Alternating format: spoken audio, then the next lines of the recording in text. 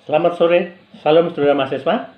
Saya Triwidiarto, pengampu mata kuliah Sejarah Indonesia Madya ya. Baik, pada kesempatan sore hari ini saya akan membahas bab 1 ini ya, bab 1 mata kuliah Sejarah Indonesia Madya atau sejarah masa penjajahan bangsa barat ke Indonesia.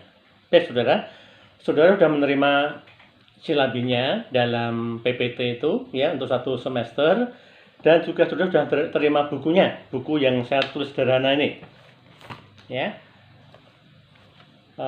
Ini bukunya nih, Masa Penjajahan Belanda di Indonesia ya, Masa Penjajahan Belanda di Indonesia. Sudah Anda terima buku ini, termasuk juga silabi dan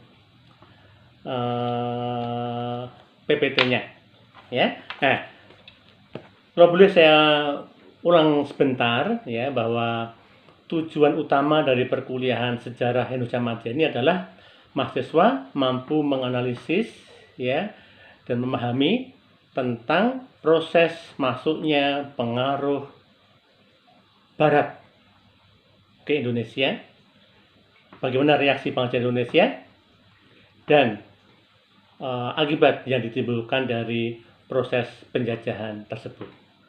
Ya, kajiannya secara historis dan geografis paling utama, dan politik juga, ekonomi juga. Ya, kita menggunakan multidimensional approach ya, pendekatan ganda. Nah, baik saudara, secara garis besar silabi yang sudah Anda terima itu hanya 5 pokok bahasan, saudara. Yang pertama itu adalah, coba bisa dilihat di PPT-nya ya. Yang pertama adalah tentang proses kedatangan bangsa-bangsa Eropa ke Indonesia. Bagaimana prosesnya itu? Secara historis, secara geografis, secara politis, dan seterusnya. Ya. Yang kedua tentang reaksi bangsa Indonesia terhadap monopoli ekonomi asing. Jadi bangsa Indonesia setelah masuknya pengaruh Barat ini ke Indonesia ya, yang mengadakan monopoli perdagangan, maka bangsa Indonesia mereaksi atas monopoli tersebut. Ya, reaksinya ini macam-macam, nanti kita bahas di bab yang kedua. Bisa reaksi ekonomi, reaksi politis, maupun reaksi peperangan militer. Ya, ini kita bahas. Yang ketiga sesuai dengan buku itu saudara, yaitu pemerintah kolonial Belanda dan praktek-prakteknya. Ya, tentu dalam pemerintah kolonial Belanda ini nanti ada juga pemerintahan Inggris, Perancis, dan seterusnya. Tapi yang paling utama memang Belanda yang mengadakan penjajahan di Indonesia. Ya, sedangkan Inggris dan Perancis itu akibat politik di Eropa ya, yang menyebabkan pergantian kekuasaan di Indonesia. Sehingga fokus kita nanti tetap pada pemerintah kolonial Belanda di Indonesia. Gitu ya, baik saudara. Kemudian yang terakhir bab 4 ya, yaitu reaksi rakyat Indonesia terhadap pemerintahan kolonial Belanda dalam bentuk perang-perang besar maupun gerakan protes petani. Jadi nanti kita mereaksi penjajahan itu dengan perang-perang besar, saudara. Ada di sini perang Patimura, perang Diponegoro, perang Imam Bonjol, dan seterusnya. Kemudian juga ada gerakan-gerakan protes petani, misalnya ya, di beberapa daerah muncul gerakan protes itu. Antara lain dalam sejarah sosial sudah kita bahas dulu, yaitu tentang gerakan yang ada di Blora, di Pati, sekitarnya, itu adalah gerakan Samin, yaitu Saminisme. Itu salah satu contoh protes terhadap pemerintah Belanda. Itu saudara ya. Baik, nah itu adalah pengantar tentang silabi yang sudah Anda terima ya. Intinya bagaimana proses masuknya bangsa Belanda ke Indonesia, termasuk bangsa Portugis, termasuk bangsa Spanyol, dan seterusnya ya. Secara historis seperti apa masuknya ke Indonesia, dan bagaimana nanti reaksi bangsa Indonesia. Oke saudara, kita masuk bab pertama, yaitu kedatangan bangsa-bangsa Eropa, saudara. Ya, kedatangan bangsa-bangsa Eropa. Kalau Anda baca di bukunya, yang sub A adalah berbagai peristiwa yang mendorong semangat penjelajahan samudera. Ya, berbagai peristiwa yang mendorong munculnya semangat penjelajahan samudera, saudara. Baik, saudara, kita pahami bersama dalam kuliah sejarah Eropa maupun sejarah Amerika ya, pada akhir abad ke-15, awal abad ke-16, ya, di Eropa timbul suatu pembaharuan, saudara. Pembaharuan dalam bidang ilmu pengetahuan, dalam bidang agama, sosial, budaya, teknologi, dan semua timbul suatu perubahan, pembaharuan. Ya, biasa kita sebut dengan Renaissance. Coba Anda baca bukunya, Renaissance. Yaitu suatu gerakan untuk mencontoh kembali kebudayaan lama, yaitu kebudayaan Romawi dan Yunani kuno yang sudah berkembang di Romawi Yunani ya, pada sebelum abad Masehi sampai awal abad Masehi ya, itu berkembang pesat peradaban atau kebudayaan Helenisme itu ya, Yunani maupun Romawi. Tetapi saudara, pada abad pertengahan dua budaya tadi tidak bisa diwarisi oleh bangsa barat. Bangsa barat masuk ke dalam masa abad pertengahan. Anda sudah paham itu, yaitu disebut sebagai masa mental inactivity, masa di mana manusia tidak memiliki semangat untuk hidup. Dia hanya belajar agama, menafsir agama yang kadang-kadang salah, sehingga semangatnya nggak ada. Mental inactivity, mentalnya, pikirannya inactivity, tidak ada aktivitas, lemah, lemot, nggak ada perkembangan ilmu pengetahuan. Nah, dalam dunia ilmu pengetahuan dikatakan sebagai zaman abad ke-8 ini. Ya, di sini berkuasa klerus, berkuasa pemimpin gereja yang dalam beberapa hal ini salah dalam menerapkan Alkitab ini ya sebagai ajaran orang Kristen waktu itu, ya tahun sampai sekarang ini. Itu diterapkan salah, sehingga Alkitab ini membelenggu manusia dalam beraktivitas. Semboyan abad pertengahan adalah memento mori, ingatlah kematian. Nah, berarti apa? Berarti orang hanya mengingat kematian, dan dipikir hanya surga saja, hidup kekal aja ya, padahal dia masih hidup di dunia ini, sehingga ini kurang seimbang, saudara. Nah, timbulnya Renaissance ini menimbulkan juga suatu gerakan dalam agama Katolik waktu itu yang direspon oleh, Anda tahu ya, Martin Luther 1517, yaitu tentang reformasi gereja. Gereja mereformasi, memperbaiki keadaan yang ada dengan merombak ajaran-ajaran yang lama menuju ajaran yang baru, sering disebut sebagai Protestan ya. Nah, pengikutnya dikatakan Kristen Protestan ya.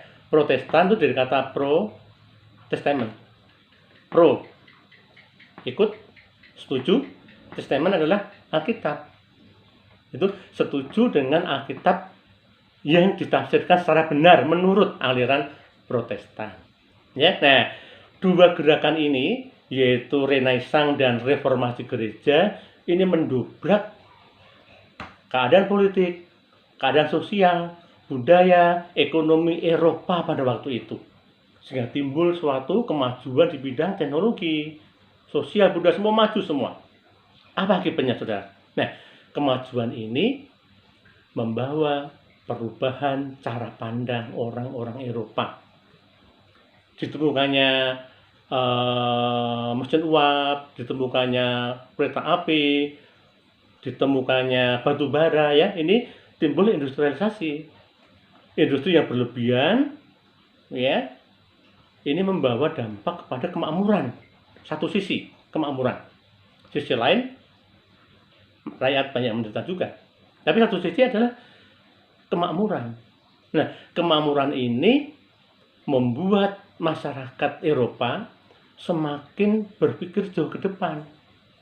Kalau dulu hanya dipikirkan hanya masalah Eropa saja, ya, tapi setelah maju pikirannya bisa buat kapal, bisa buat macam-macam hal senjata, dia kepingin pergi ke luar benua Eropa. Nah, inilah dasar-dasar dari usaha penjelajahan samudra yang berakibat kepada penjajahan di negara-negara Asia, Afrika. Ini adalah latar belakang historis dan geografis, saudara, yang menyebabkan itu penjajahan itu. Ya, nah, kemudian mungkin ada pertanyaan ya, bagaimana Pak yang reformasi gereja tadi? Bagaimana itu? Apakah ada kaitannya dengan Renaissance? Pasti ada, saudara. Karena dua hal itu muncul pada waktu periode yang bersamaan, baik reformasi maupun Renaissance. Nah, reformasi, tokoh yang paling utama ini saya sebut saja contohnya aja ya, Martin Luther, kemudian Johannes Calvin.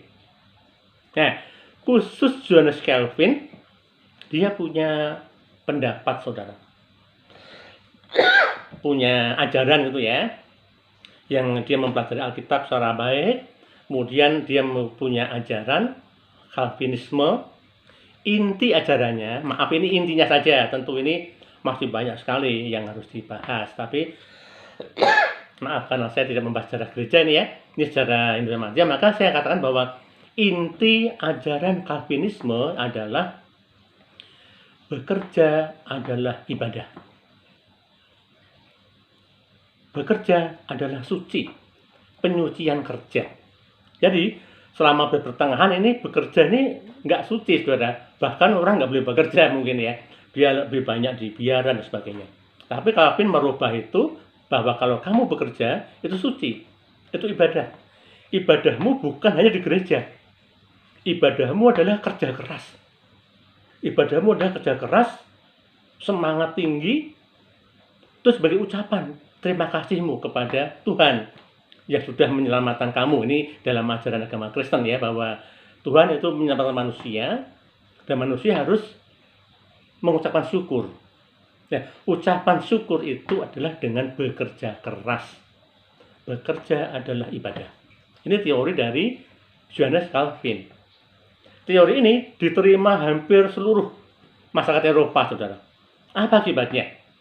Akibatnya orang-orang Eropa yang sebagian besar beragama Kristen atau Katolik pada waktu itu, ya, setelah ada reformasi, banyak yang berubah menjadi Protestan tadi, ya. Nah, kemudian dia mengikuti ajaran Calvin, bekerja keras, kerja keras, akhirnya timbullah pengumpulan modal yang luar biasa, sehingga kaya raya. Karena kaya raya mengembangkan ilmu pengetahuan, sehingga menjadi bangsa yang maju, bangsa yang berkembang pesat dalam waktu singkat, karena ada paham Calvinisme tadi, paham Kristen tadi. Ya, saudara, paham Kristen ini juga sampai ke Eropa, saudara, sampai ke Eropa, sampai ke Amerika. Nah, kalau Anda tahu, di Amerika ini ada golongan agama Kristen ya, yang namanya itu Kristen Amish. A-M-I-S-H, Amish. Ini suatu, bukan sekte juga, suatu aliran Kristen yang mengutamakan kesucian dalam bekerja. Dia kerja keras di bidang pertanian ini. Karena saking kerasnya, maka dia menjadi kelompok yang sangat sukses dalam pertanian, dalam perdagangan. Ya, saudara sering melihat di Indonesia ini ada Quaker, ya, gandum itu ya, wool itu gandum itu ya, yang bisa untuk Anda makan kalau sarapan pagi itu ya, itu salah satu produk dari Quaker, dari eh, kelompok Amis ya, kelompok Kristen Quaker sama. Ya, nah ini sebagai contoh aja. Ya, nah akibatnya dua paham tadi, Renaissance dan reformasi gereja ini merubah pola hidup rakyat Eropa maupun Amerika. Akibatnya timbullah suatu semangat untuk meluap-luap, untuk berkembang terus. Dia kepingin keluar, kepingin ke negara lain, ke benua lain, karena mampu dalam membuat berbagai macam pengetahuan ini. Ya, nah itu saudara adalah latar belakang historisnya, itu. Padahal Eropa itu harus menyeberang laut untuk bisa sampai ke Asia, maka timbullah tokoh-tokoh yang sudah Anda kenal semua. Bisa Anda baca buku, misalkan ada Columbus, Magellan, ya, dan diikuti oleh tokoh-tokoh dari Belanda, Cornelis de Houtman dan seterusnya. Ya, nah itu mulai menjelajah ke negara-negara di luar Eropa. Nah, pada prinsipnya saudara, usaha tadi itu bisa dirangkum dalam 3 semboyan, yaitu gold, glory, gospel. Nah, 3 ini adalah 3 semboyan imperialisme kuno. Gold sebagai ungkapan emas, yaitu dia mencari emas di daerah-daerah yang akan ditemui nanti. Emas ini bukan berarti emas batangan ya, bukan ya, tapi yaitu kekayaan yang ada di negara-negara Asia dan Afrika, khusus Indonesia. Nah, kita bahas Indonesia ini ya. Kekayaan utama adalah rempah-rempah, cengkeh, lada, pala, kayu manis, dan semua rempah-rempah ini sangat dibutuhkan di Eropa sebagai bahan obat-obatan. Ya, karena di Eropa negara dingin ya, sehingga rempah-rempah ini dicampur makanan, untuk minuman, ini bisa menghangatkan badan dan sebagai obat, saudara. Selain sebagai tonik ya, sebagai obat untuk memperkuat, menyehatkan badan orang-orang Eropa. Sehingga dia sampai jauh-jauh pergi ke Indonesia, nggak apa-apa, dalam rangka mencari rempah-rempah ini. Rempah-rempah ini sangat dibutuhkan oleh orang-orang Eropa. Itu yang pertama, gold. Glory adalah kemuliaan. Jadi orang-orang Eropa datang ke Indonesia ya, itu sebenarnya juga sebagai orang upahan, saudara. Dia punya majikan di sana, punya orang yang menyuruhnya itu. Majikan bisa berarti dia adalah penguasa di situ, penguasa agama, raja. Maksud saya, kalau di Spanyol, raja itu sebagai penguasa politik maupun agama, maupun militer. Di Portugis juga, ya, raja itu sebagai kekuatan politik, kekuatan ekonomi maupun kekuatan agama dia. Ya, dalam perintah dari paus. Kalau dia beragama Katolik ya. Tapi kalau beragama Protestan, misalkan Inggris dan Belanda, maka raja juga mempunyai jabatan sebagai kepala agama. Ya, sehingga orang yang disuruh tadi ini diperintah oleh seorang raja, bahkan ada anggapan diperintah oleh Tuhan gitu, sehingga dia percaya bahwa ini perintah dari Tuhan, sehingga dia datang ke Indonesia. Nah, ini persepsi yang perlu saya jelaskan dulu ya, saudara ya. Yang terakhir adalah gospel, Injil, penginjilan. Jadi selain dia mencari kekayaan, kehormatan raja, apabila punya penjajahan yang banyak, dan juga samping itu mengabarkan Injil yang dibawa oleh orang-orang tadi. Tapi saudara, sebenarnya di antara 3 tadi, Injil ini bukan nomor 3, nomor 100. Ya, ini kenyataannya ada bahwa Injil ini tidak pernah diajarkan oleh para tentara Belanda, penjajahan Belanda. Tapi ada kelompok sendiri, yaitu kelompok kaum agama Sending yang mengajarkan ini. Dan ini bertentangan dengan penjajahan. Ya, saudara ya. Nah, saudara, itu tadi sebenarnya latar belakangnya. Latar belakang perkembangan teknologi, perkembangan budaya, perkembangan agama, lalu sampai kepada masuknya mereka ke Indonesia. Nah, saudara, banyak pertanyaan. Kalau begitu, apakah agama Kristen ini ikut andil dalam penjajahan di Indonesia? Nah, kita membahas ini sebagai ilmuwan, saudara, sebagai sejarawan, ya. saya tanggalkan, saya sebagai orang Kristen, saya tanggalkan dulu agama saya, karena ini membahas masalah sejarah. Harus objektif, nggak boleh disembunyikan atau apa. Tetapi pandangan boleh berbeda dengan orang lain, nggak ada masalah, sepanjang kita bisa memberikan argumentasi. Ya, jadi Anda sebagai mahasiswa harus bisa memahami dengan baik. Ya, karena apa? Karena kita belajar sejarah ini harus objektivitas dalam subjektivitas dan subjektivitas dalam objektivitas. Satu bukti sejarah itu ya bisa berbeda penafsirannya, tergantung dari siapa yang menafsirkan. Boleh berbeda sepanjang kita, Anda dan saya mampu menjelaskan secara ilmiah. Nggak apa-apa berbeda, nggak ada harus sama, nggak ada. Kita boleh berbeda. Dalam sejarah diizinkan berbeda itu, diizinkan tidak sama itu. Termasuk saya dan Anda mahasiswa, tidak harus Anda mengikuti pendapat saya. Anda boleh protes dong, boleh protes, boleh Anda bisa menyanggah, saya punya pendapat sendiri, silakan. Dan saya sangat senang kalau Anda punya pendapat seperti itu. Oke saudara, kita akan kembali lagi tadi ya. Apakah agama Kristen ini termasuk dalam penjajahan, termasuk ikut membawa penjajahan? Nah, saudara, Calvin tadi saya katakan bahwa kerja itu adalah suatu ibadah.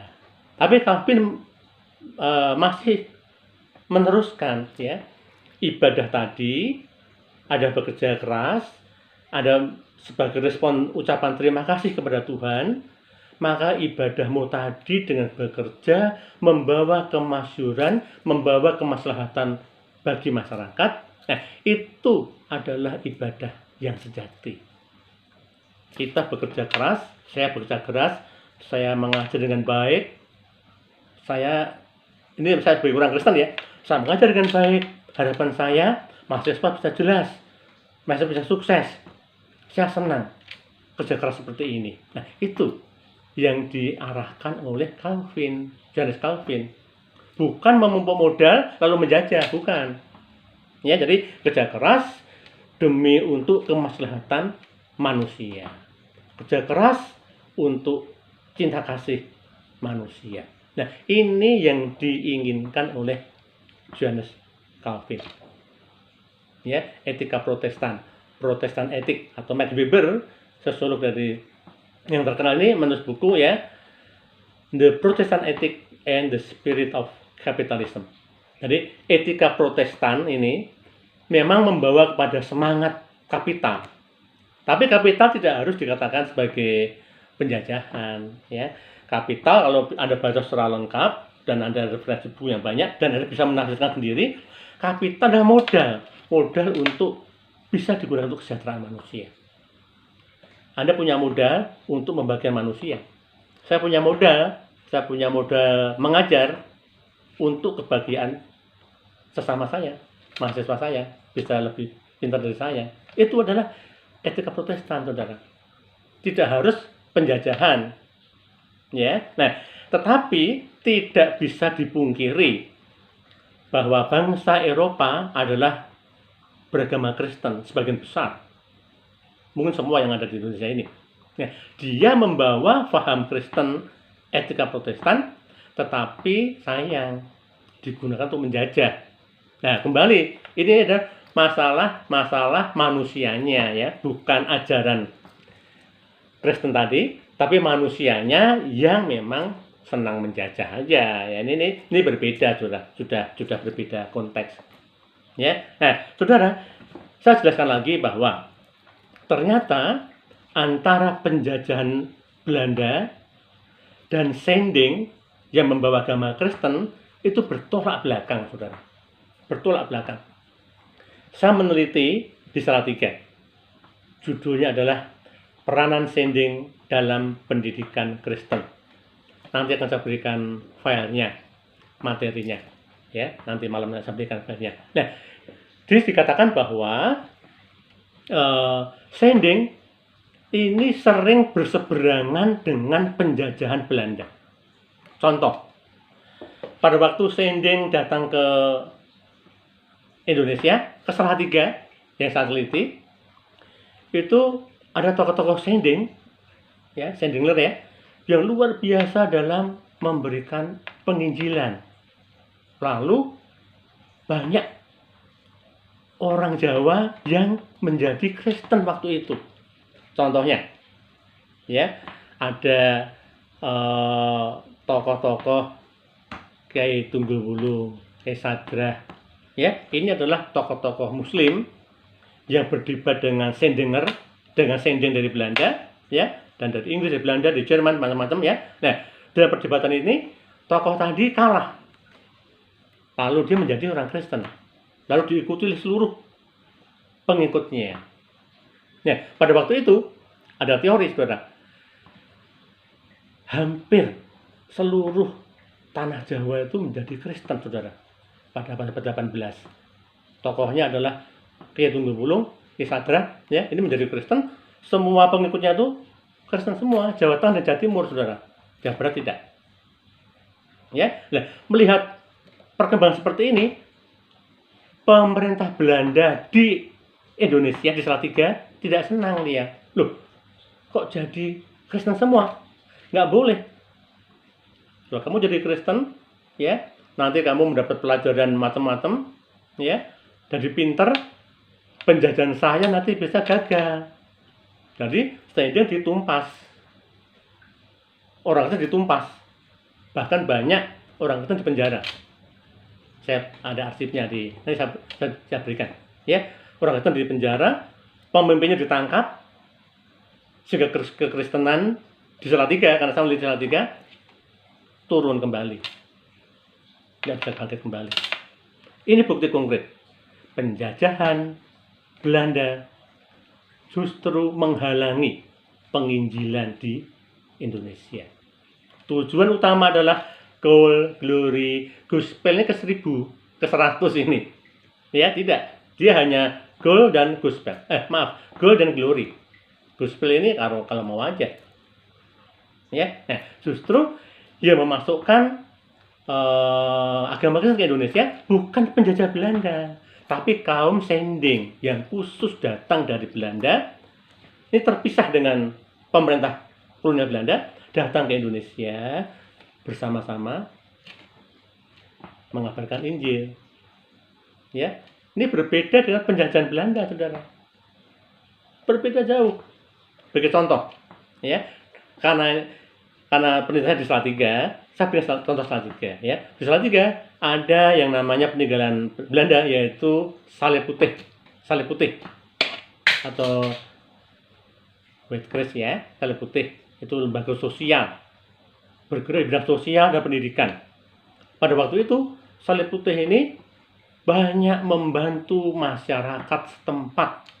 Dengan Belanda ini mendirikan salib putih ini dengan memelihara sapi perah untuk diambil susunya. Nah, pada waktu itu orang Indonesia kurang gizi, Saudara, sehingga susu ini sangat berguna bagi masyarakat sekitarnya. Ini yang dilakukan oleh Sending. Mendirikan sekolah-sekolah dari SD, dari SMP, dari SMA, sekolah guru, ya nanti ada semua. Nah, berarti sending ini berbeda dengan penjajahan. Harus dicatat ini, berbeda. Meskipun oknumnya, bangsanya ini sama, yaitu bahasa Belanda, bahasa Jerman, bahasa Perancis, bahasa Inggris, ya penjajah di Asia. Tapi lembaganya ini berbeda, lembaganya itu, saudara. Ya, nah ini saudara adalah latar belakang dan masuknya beberapa hal ya yang masuk ke Indonesia, saudara. Nah, jadi saudara, sending ini lembaga sendiri terpisah dengan penjajahan Belanda. Meskipun ada keuntungannya. Kadang-kadang sending ini juga mendompleng Belanda, keamanannya bisa dijamin oleh Belanda dan sebagainya. Tapi secara prinsip beda tujuan. Tujuannya akan beda tujuannya ya. Ya, tujuannya yang membedakan tentang sending dan pemerintah Belanda. Saudara. Nah, saudara harus paham sekarang ya. Paham, tapi paham ada faktanya. Ya, ada data, ada fakta, ada interpretasi, Anda tafsirkan, lalu Anda jelaskan. Ya, tentu banyak yang mengatakan bahwa agama Kristen adalah agama penjajah di Indonesia. Nah, itu boleh orang mengatakan seperti itu. Ya, itu hak dari masing-masing pendapat. Ya, tetapi harus bisa membuktikan. Bagaimana buktinya? Bagaimana fakta-faktanya? Sehingga bisa dijelaskan secara objektif. Ya, bagi saya, maksud saya ya, saya nggak ada masalah. Pendapat apapun boleh nggak ada masalah. Ya, sepanjang nanti dilengkapi dengan bukti, fakta, dan diinterpretasi. Ya, dalam interpretasi ini memang tergantung dari siapa, filsafatnya apa, latar belakangnya apa. Ya, maka Anda jangan heran kalau berbeda pendapatnya, berbeda interpretasinya. Tadi saya katakan, dalam sejarah itu bebas Anda berpendapat. Contoh ya, Indonesia merdeka tanggal 17 Agustus tahun 1945. Menurut kita benar nggak? Benar. Tapi menurut Belanda tidak benar ya. Ya, merdekanya setelah KMB ya. Jadi lain dengan Belanda. Nah, itu siapa yang benar? Ya semua benar. Ya, bagi kita benar 17 Agustus, tapi Belanda nggak benar juga. Setelah KMB baru merdeka. Ya, bagi saya dan Anda barangkali ada tentang perlawanan atau perjuangan Diponegoro dalam mengusir Belanda dari tanah Jawa ini.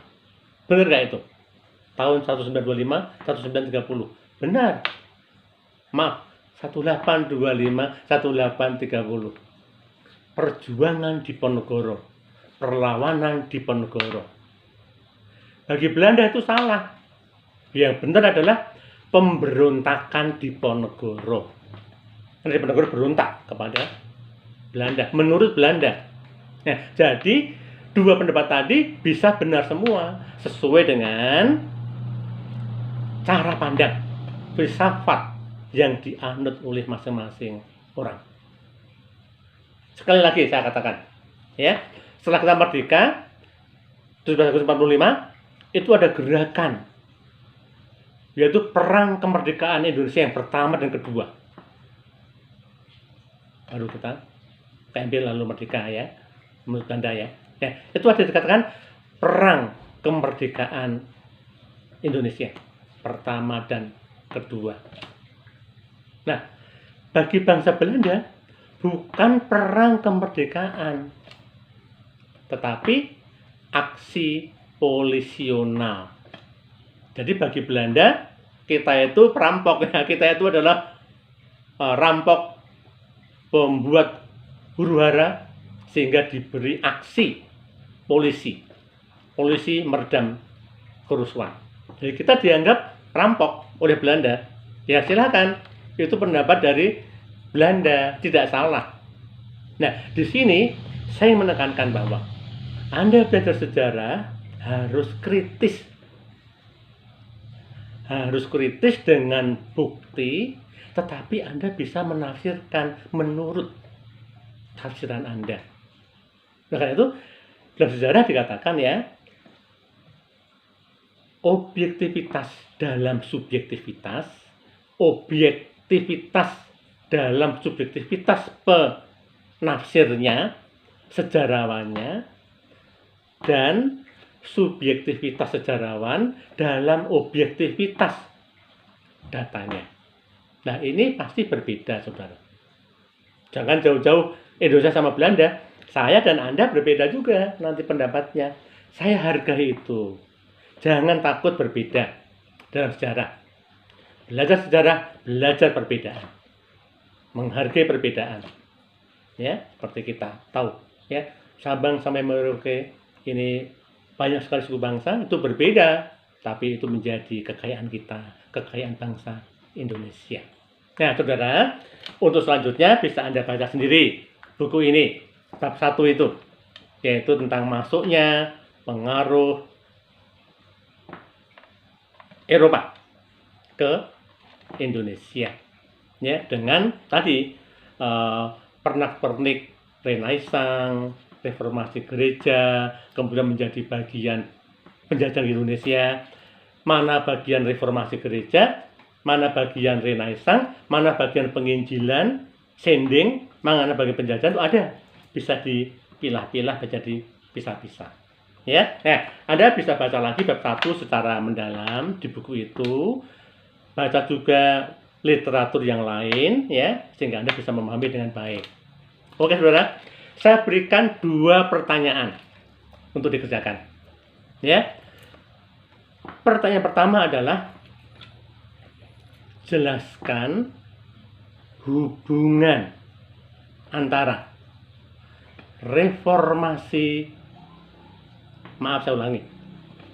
jelaskan hubungan antara Renaissance, reformasi gereja, dan prosesnya bangsa Eropa dalam penjelajahan samudra. Ya, saya ulangi ya. Hubungkan antara Renaissance, reformasi gereja, dan proses masuknya atau proses penjelajahan samudra bangsa Eropa sampai ke Asia, sampai ke Indonesia ini. Oke, itu yang pertama.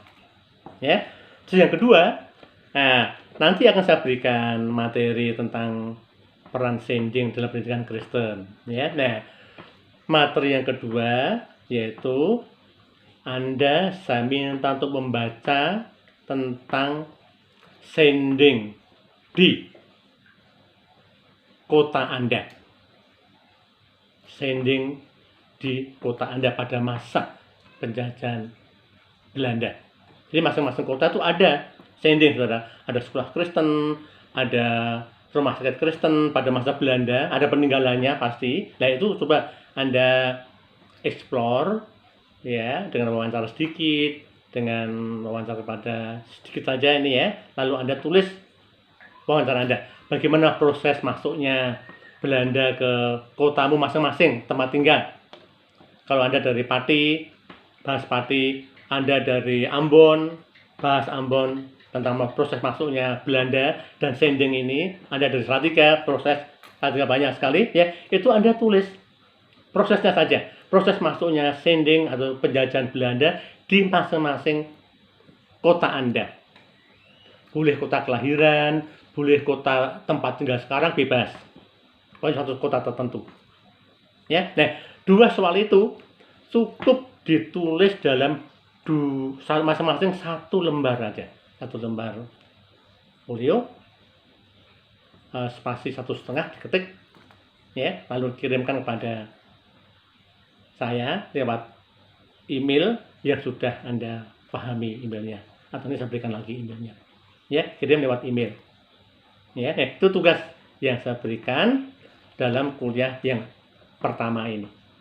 ya, Anda bisa belajar. Dikumpulkan paling lambat 1 minggu, jadi hari Selasa depan. Oke, kita saudara ya.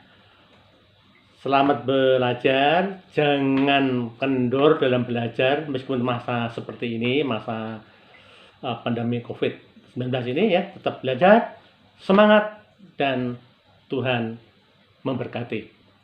Amin.